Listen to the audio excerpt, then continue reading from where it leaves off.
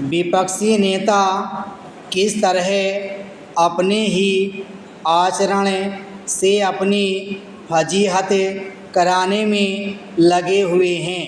इसका ताज़ा और शर्मनाक उदाहरण है कांग्रेस के वरिष्ठ नेता पी चिदम्बरम का यह बयान ही पहलगाम में हमला करने वाले आतंकियों के पाकिस्तान से आने का प्रमाण दिया जाना चाहिए। चिदम्बरम केंद्र में गृह मंत्री ही नहीं रह चुके हैं बल्कि वे सुप्रीम कोर्ट में वकील भी हैं।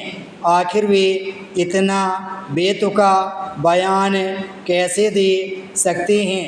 पहलगाम में आतंकी हमले और ऑपरेशन सिंदूर के संदर्भ में उनकी ओर से पूछे गए सवालों पर जो हंगामा मचा उसके लिए वही जिम्मेदार हैं।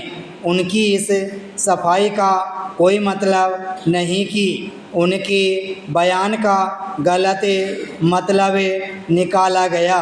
अच्छा हो कि वे अपने ही कथन को खुद सुन लें। वे पहले भी बेतुके बयान देकर विवादों में आ चुके हैं।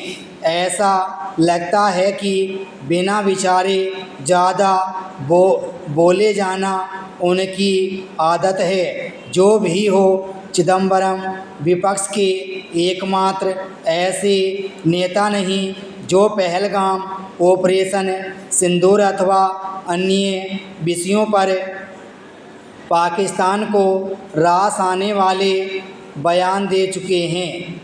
यह काम राहुल गांधी समेत अन्य अनेक नेता करने में लगे हुए हैं।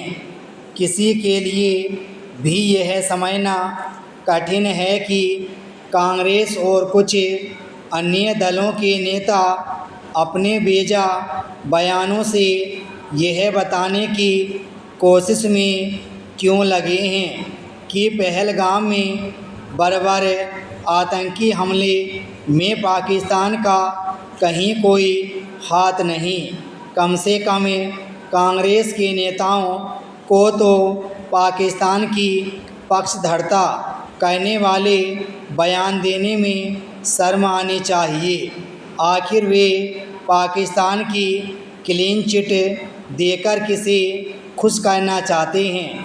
कौन हैं वे लोग जो पाकिस्तान की तरफदारी करने वाले उनके बयानों से प्रसन्न होकर उन्हें वोट देना पसंद करेंगे?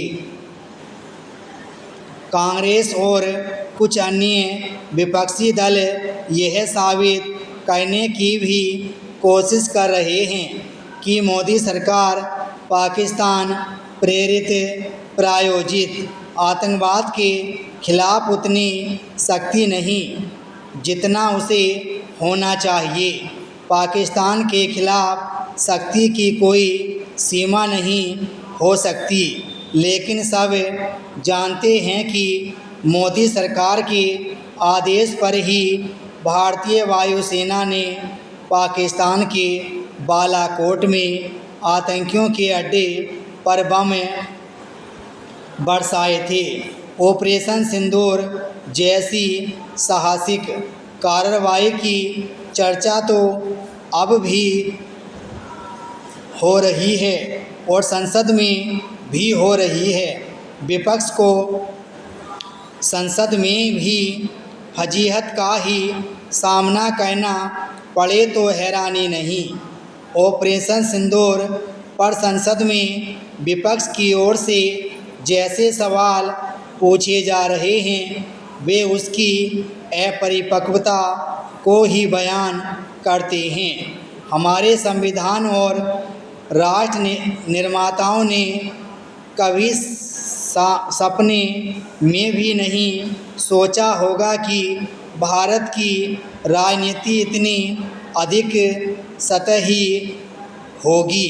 दुर्भाग्य से आज का यथार्थ यही है कि भारतीय राजनीति स्तरहीन होती चली जा रही है।